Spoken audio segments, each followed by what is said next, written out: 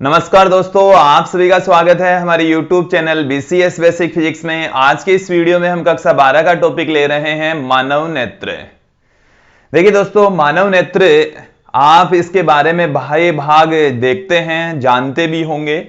इसके आंतरिक संरचना कैसे होती है, क्या क्या उसके विभिन्न भाग काम करते हैं, वो यहां पर आज के इस वीडियो में देखने वाले हैं। देखिए दोस्तों, मानव नेत्र की सहायता से हम पास की वस्तुएं भी देख सकते हैं, साथ में हम दूर की वस्तुएं भी देख सकते हैं। एक ऐसा प्रकाशिक यंत्र है जिसकी सहायता से हम पास और दूर की वस्तुएं इजी वे में देख सकते हैं।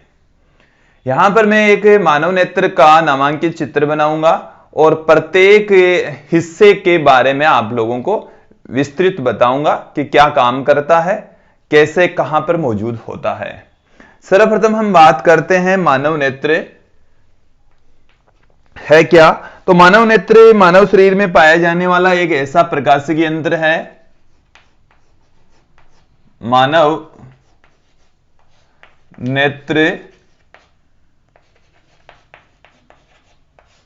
मानव शरीर में पाया जाने वाला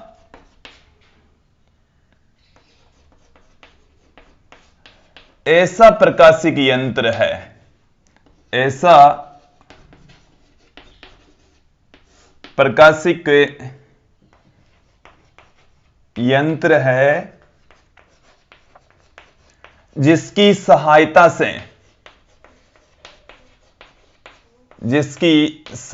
से पास की व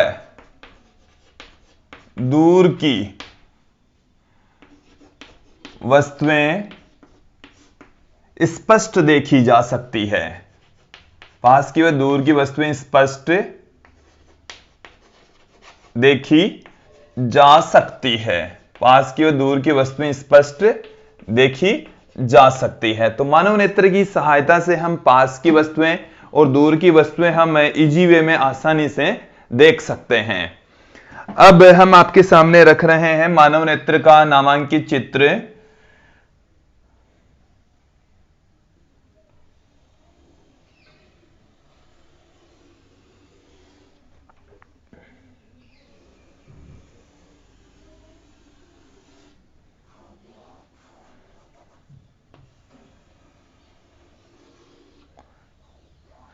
आप यहां पर देखेंगे कि उसकी बाहर से लगभग ये अंडाकार होता है मानव नेत्र, और इसमें जो विभिन्न भाग होते हैं उनके बारे में भी मैं एक एक करके आप लोगों के सामने रख रहा हूं। जो बाहरी आवरण होता है इसको हम श्वेत पटल कहते हैं। श्वेत रंग का दिखाई पड़ता है इसलिए इसको श्वेत पटल कहा जाता है। श्वेत पटल को हम दृढ़ पटल भी कहते हैं। इसका दूसरा जो नाम है वो है दृढ़ पटल। ये इस आंख का बाहरी आवरण होता है। आंख का जो बाहरी आवरण होता है थोड़ा सा दृढ़ होता है और श्वेत रंग का होता है, इसलिए इसको श्वेत पटल कहा जाता है।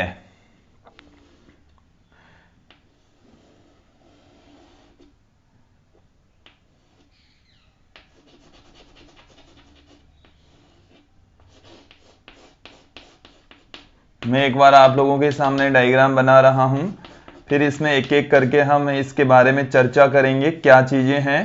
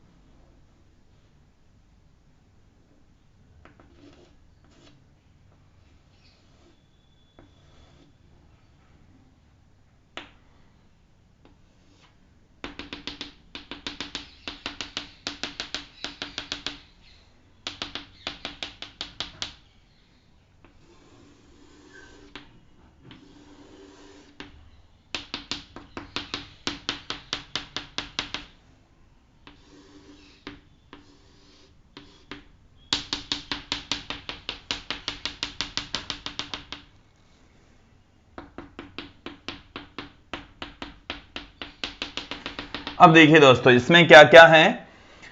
यहां पर आप देखेंगे कि जो बाहरी उभरा हुआ जो आवरण होता है, ये आंख का, इस तरफ से जो हमें आंख दिखाई पड़ती है उसका ये वाला हिस्सा है, इसको हम कहते हैं कॉर्निया। इसको कॉर्निया कहा जाता है। ये आंख का बाहरी उभरा हुआ भाग होता है। प्रकाश की किरणें इसी हिस्से से ही आंख में प्रवेश करती है। फिर आप देखेंगे कि इस आंख के आगे वाले भाग में यहां पर एक लिक्विड भरा होता है, जलीय द्रव कहते हैं। पारदर्शी द्रव भरा होता है जिसको हम जलीय द्रव कहते हैं। फिर इसके बाद में यहां पर एक मोस्टली जो काले रंग का हिस्सा होता है, जिसको हम ये वाला जो भाग है इसको हम काला रंग का होता है, जिसे हम परितारिका या आइरिस कहते हैं। इसको क्या कहा जाता है दोस्तों? इसको हम कहते हैं परितारिका। परितारिका। इसका जो दूसरा नाम है वो है आइरिस। इसको हम आइरिस भी कहते हैं, इसे परितारिका भी कहा जाता है। तो परितारिका या जो आइरिस है वो यहां पर मौजूद होती है और यह कॉर्निया के ठीक पीछे होती है। इसका सामान्यतः जो रंग होता है वो काला रंग होता है। कई लोगों में इसका रंग है वो भूरा रंग भी हो सकता है। कईयों में जैसे ऐश्वर्या राय में इसका जो रंग है वो नीला रंग होता है। तो मोस्टली जो रंग होता है वो काला रंग ही होता है। ये इस कॉर्निया के ठीक पीछे मौजूद होती है। फिर इसके बाद में हम बात करते हैं आइरिस के दोनों भागों के बीच में ये वाला जो हिस्सा है वो खुला हिस्सा होता है। इसको हम कहते हैं तारा या पुतली। तारा या पुतली। जो प्रकाश कॉर्निया से आंख में प्रवेश करता है वो इस तारा या पुतली से होता हुआ इस लेंस में प्रवेश करेगा। तो ये जो तारा या पुतली है वो हमारे आंख के अगला जो भाग है उसमें प्रकाश को प्रवेश करने देती है। ये वाला जो हिस्सा है वो होता है क्रिस्टलीय लेंस। क्रिस्टलीय लेंस।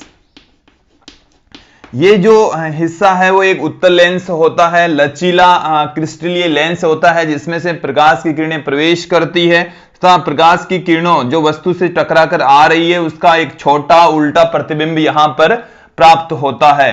ये होती है दृक् तंत्रिकाएं। दृक् तंत्रिकाएं। जो प्रतिबिंब बना उसकी सूचनाएं मस्तिष्क तक पहुंचाने का कार्य करती है। यहां से कुछ तंत्रिकाएं होगी, वो तंत्रिकाएं जो प्रतिबिंब यहां पर बनता है, यहां पर जो प्रतिबिंब बनता है इस वाले हिस्से को हम कहते हैं रेटिना। क्या कहा जाता है दोस्तों? रेटिना कहा जाता है, जिसको हम दृष्टि पटल भी कहते हैं। दूसरा इसका नाम क्या है? दृष्टि पटल। इस श्वेत पटल के ठीक नीचे ये वाला जो हिस्सा होता है, ये वाली जो परत हमने यहां पर दिखाई है, ये वाली जो परत है इसको हम कहते हैं रक्त पटल। इसको कहा जाता है रक्त पटल। ये लाल रंग की होती है। इसका जो मोस्टली जो रंग होता है वो लाल रंग होता है और इसे हम रक्त पटल कहते हैं। फिर देखिए दोस्तों, इस आंख का ये वाला जो हिस्सा है इसके अंदर एक लिक्विड भरा होता है जिसको हम काचाभ द्रव कहते हैं। क्या कहा जाता है? काचाभ द्रव। हमने यहां पर आप लोगों को इस लेंस के ऊपरी और नीचे वाले हिस्से पर ये दो पेशियां होती है, ऊपर वाले हिस्से पर भी होती है और नीचे वाले हिस्से पर भी होती है। ये वाली यहां पर एक बार देख लीजिए, ये वाला हिस्सा और ये वाला हिस्सा, इसको हम पक्षाम्भी पेशियां कहते हैं। इसको दोस्तों क्या कहा जाता है? पक्षाम्भी पेशियां। और इन पक्षाम्भी पेशियों की सहायता से जो लेंस है इसकी वक्रता को कम या ज्यादा हम कर सकते हैं। इसकी सहायता से ही हम इस लेंस की वक्रता को बदल देते हैं, इसकी फोकस दूरी को हम चेंज कर देते हैं। अब यहां पर आप देखेंगे कि दोस्तों यहां पर बनता है एक ऐसा बिंदु होता है जिस पर वस्तु का स्पष्ट प्रतिबिंब बनता है, जिसको हम पीत बिंदु कहते हैं। इसे क्या कहा जाता है? पीत बिंदु। और एक बिंदु ऐसा होता है जिस पर वस्तु का प्रतिबिंब नहीं बन पाता, जिसको हम अंध बिंदु कहते हैं। तो ये हमने आप लोगों के सामने रखे हैं कि जो मानव नेत्र है उसके प्रमुख भाग और अब इन भागों के बारे में हम एक एक करके चर्चा करेंगे, कौन सा भाग क्या काम करता है, किस रूप में कार्य करेगा। तो दोस्तों सबसे पहले हम बात करेंगे इसके विभिन्न भागों में मानव नेत्र के विभिन्न भाग। और देखिए दोस्तों, सर्वप्रथम हम बात करेंगे यहां पर कॉर्निया की। कॉर्निया, देखिए दोस्तों, कॉर्निया के बारे में सुन लेंगे, समझ लेंगे कि कॉर्निया है वो हमारी आंख का बाहरी भाग होता है। यदि आप यहां से देखेंगे तो इस आंख में जो काला रंग दिखाई दे रहा है, ये काला रंग तो एक्चुअल में अंदर से है, ये बाहर एक पारदर्शी उभरा हुआ भाग होता है, हल्का सा उभरा हुआ भाग होता है जिसको हम कॉर्निया कहते हैं। इसी में से ही प्रकाश की किरणें हमारी आंख में प्रवेश करती है। तो जो कॉर्निया है वो बाहरी हिस्सा होता है, और जब एज के साथ में किसी कारणवश ये धुंधला हो जाता है तो हमें वस्तुएं स्पष्ट दिखाई नहीं देती। फिर हम बात करते हैं इस मानव नेत्र का जो बाहरी हिस्सा होता है, जिसे हम श्वेत पटल कहते हैं। क्या कहा जाता है? श्वेत पटल। इसका दूसरा नाम भी है जिसे हम दृढ़ पटल भी कहते हैं। श्वेत पटल का दूसरा नाम क्या है दोस्तों? दृढ़ पटल। दृढ़ पटल नाम से ही स्पष्ट है कि ये थोड़ा सा दृढ़ होता है, थोड़ा सा कठोर होता है। आंख का बाहरी आवरण होता है थोड़ा सा कठोर होता है, और बाहरी चोटों से हमें बचाने का कार्य करता है। देखिए दोस्तों, ये आंख का जो बाहरी हिस्सा होता है वो थोड़ा सा कठोर होगा। अंदर का जो हिस्सा होता है वो काफी या तो लिक्विड होगा या पेशियों से बना हुआ होता है, काफी मुलायम भाग होता है। यही भाग जो श्वेत पटल या हम दृढ़ पटल कहते हैं, वही हमें बाहरी चोटों से बचाने का कार्य करता है। तो यह है श्वेत पटल। ऊपरी भाग श्वेत रंग का होता है, थोड़ा सा दृढ़ होता है, इसलिए इसको दृढ़ पटल भी कहा जाता है। फिर हम बात करते हैं, यहां पर एक जलीय द्रव भरा होता है। इस जलीय द्रव के ठीक पीछे, कॉर्निया के ठीक पीछे, यहां पर होती है परितारिका या आइरिस। परितारिका,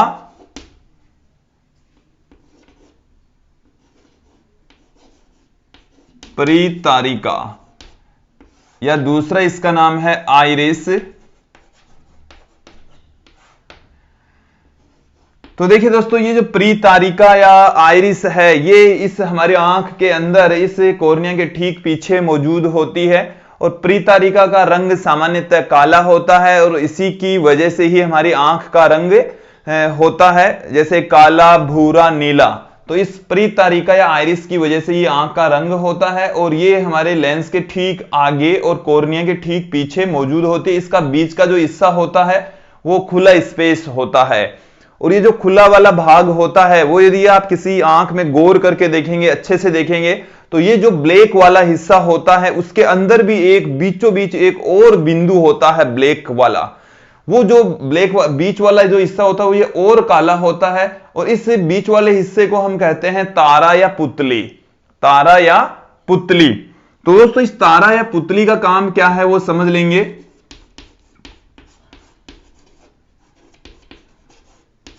इस तारा या पुतली से होता हुआ प्रकाश हमारी आंख में प्रवेश करता है, और जब प्रकाश की मात्रा ज्यादा होती है, प्रकाश की तीव्रता अधिक होती है, तो ये जो पुतली है वो छोटी हो जाती है, सिकुड़ जाती है, प्रकाश की मात्रा को नियंत्रित कर देती है।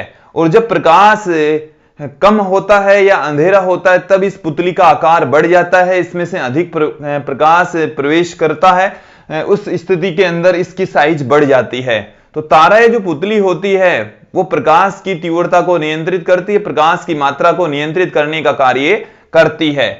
तो अधिक प्रकाश में ये सिकुड़ जाती है और कम प्रकाश में ये फैल जाती है। तो ये थी तारा या पुतली। फिर हम आगे बढ़ते हैं यहां से इस क्रिस्टलीय लेंस की ओर। जो क्रिस्टलीय लेंस है वो एक उत्तल लेंस होता है, लचीला होता है। क्रिस्टलीय लेंस उत्तल लेंस होगा और लचीला होता है दोस्तों। उत्तल लेंस होगा, लचीला लेंस होगा।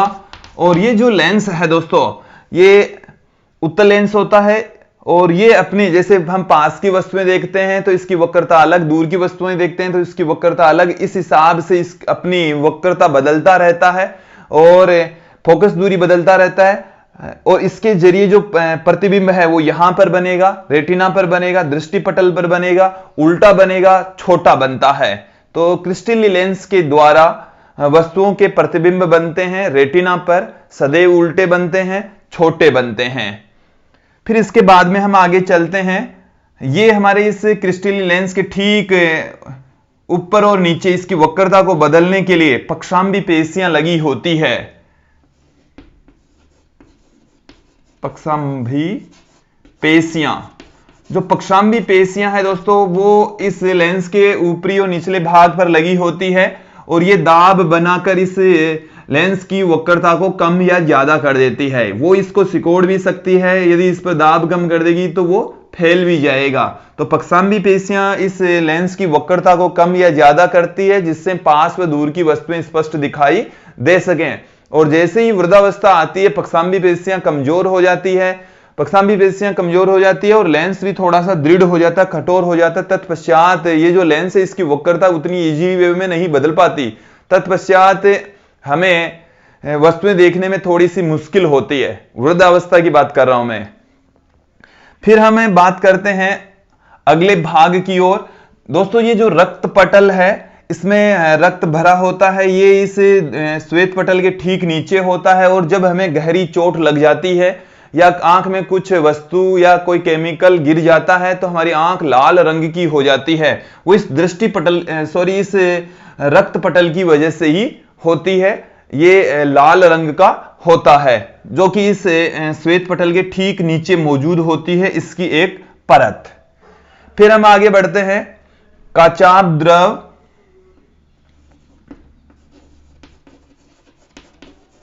काचाभ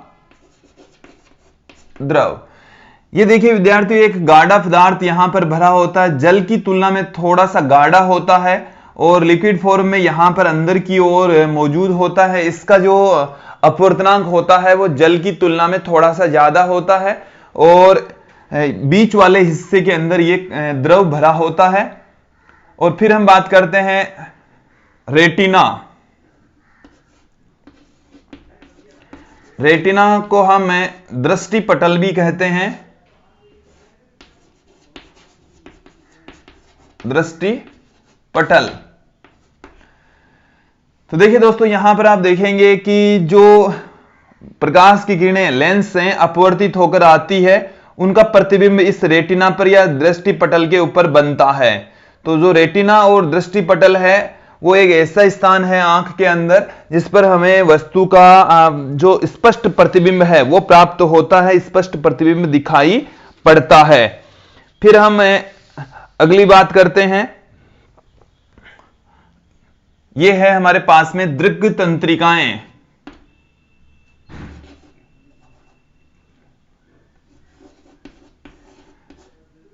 दृक् तंत्रिकाएं, ये ऐसी पेशियां होती हैं जो रेटिना पर बने प्रतिबिंब की सूचनाएं, यहां पर जो प्रतिबिंब बना उसको मस्तिष्क तक ले जाने का कार्य इन तंत्रिकाओं के द्वारा किया जाता है, जिसको हम दृक् तंत्रिकाएं कहते हैं।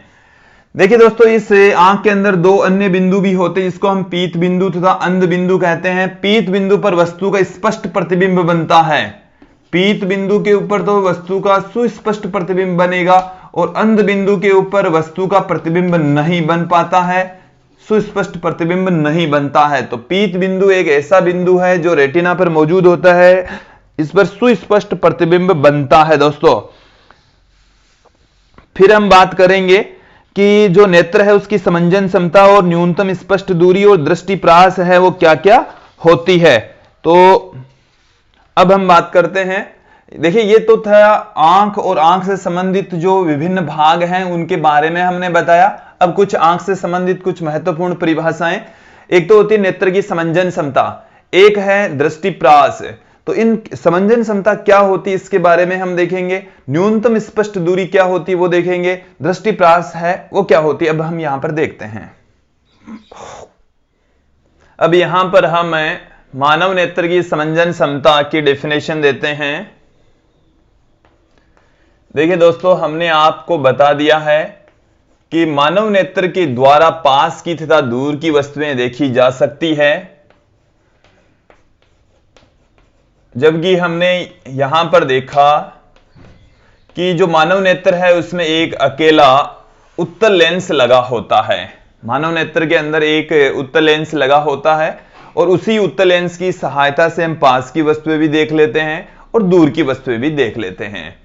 तो उसमें एक्चुअल में होता क्या है, समंजन क्षमता का मतलब यह है कि जो क्रिस्टलीय लेंस है वो पास की तथा दूर की वस्तुओं को देखने के लिए अपनी वक्रता को बदलता है और बदलने की जो क्षमता होती है उसी को हम मानव नेत्र की समंजन क्षमता कहते हैं। एक बार फिर से सुन लीजिए कि मानव नेत्र के द्वारा पास की तथा दूर की वस्तुओं को देखने के लिए क्रिस्टलीय लेंस अपनी वक्रता को बदलता है और उस बदलने की जो क्षमता है उसी को ही हम मानव नेत्र की समंजन क्षमता कहते हैं दोस्तों। तो जो इसकी डेफिनेशन है वो क्या है, सुन लीजिए कि नेत्र के द्वारा पास की व दूर की वस्तुओं को देखने के लिए, नेत्र के द्वारा पास की व दूर की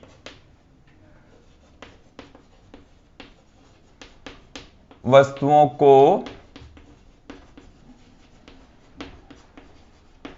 देखने के लिए क्रिस्टलीय लेंस, देखने के लिए क्रिस्टलीय लेंस की फोकस दूरी आप कह सकते हैं या वक्रता त्रिज्या कह सकते हैं। तो फोकस दूरी को बदलने की क्षमता, लेंस की फोकस दूरी, इसके स्थान पर वक्रता त्रिज्या भी आ सकती है, फोकस दूरी या इस पे वक्रता त्रिज्या, क्योंकि दोनों ही बदलेगी। फोकस दूरी को बदलने की क्षमता को, बदलने की क्षमता को मानव नेत्र की समंजन क्षमता कहते हैं। मानव नेत्र की समंजन क्षमता कहते हैं दोस्तों।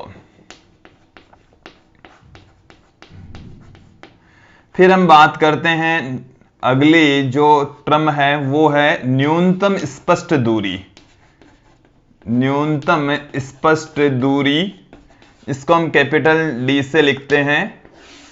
देखिए दोस्तों, जो हमारी आंख होती है, मानव नेत्र होता है, उसमें उत्तल लेंस होता है और उस उत्तल लेंस से जो प्रतिबिंब बनता है वो रेटिना पर बनता है, वास्तविक बनता है, छोटा बनता है, उल्टा बनता है। लेकिन यदि मानव नेत्र में जो उसकी फोकस दूरी है उससे भी यदि कम दूरी पर यदि कोई वस्तु हम रख दें, तब जो प्रतिबिंब है वो वास्तविक नहीं बनेगा, रेटिना पर नहीं बनेगा। इसलिए हमारी जो आंख है वो एक न्यूनतम दूरी से कम दूरी पर यदि वस्तु मौजूद है तो उसको नहीं देख पाएगी, स्पष्ट नहीं देख पाएगी। तो किसी नेत्र के द्वारा कि न्यूनतम कितनी दूरी तक से वस्तुएं देखना प्रारंभ हो जाए, जैसे हमारी जो आंख है वो यहां 25 सेंटीमीटर से कम दूरी पर यदि वस्तु रखी होती तो उसको स्पष्ट नहीं देख पाती, उसका स्पष्ट प्रतिबिंब नहीं बना पाती।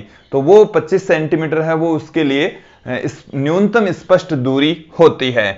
तो मानव नेत्र के द्वारा मानव नेत्र से वह न्यूनतम दूरी जहां पर रखी वस्तु हमें स्पष्ट दिखाई दे, न्यूनतम स्पष्ट दूरी कहलाती है।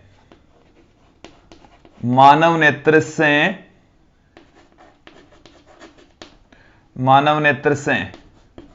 वह न्यूनतम दूरी, मानव नेत्र से वह न्यूनतम दूरी जहां पर रखी वस्तु का, जहां पर रखी वस्तु का स्पष्ट प्रतिबिंब दिखाई दें, स्पष्ट प्रतिबिंब दिखाई दें, न्यूनतम स्पष्ट दूरी कहलाती है। न्यूनतम स्पष्ट दूरी कहलाती है।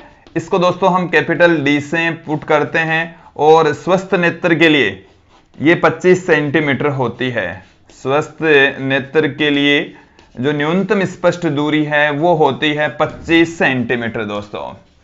इसके बाद में हम बात करेंगे मानव नेत्र की प्रास। मानव नेत्र की जो प्रास है, प्रास का मतलब है कि न्यूनतम कितनी दूरी से अधिकतम कितनी दूरी तक वस्तुएं देखी जा सकती है, कि मानव नेत्र के द्वारा न्यूनतम से अधिकतम कितनी दूरी तक की जो वस्तुएं देखी जा सकती है उसको हम प्रास कहते हैं। और जो न्यूनतम दूरी है दोस्तों वो हमने आप लोगों के सामने रख दी है, बता दी है कि जो न्यूनतम दूरी होती है वो न्यूनतम स्पष्ट दूरी है वो है 25 सेंटीमीटर। वो है दोस्तों 25 सेंटीमीटर।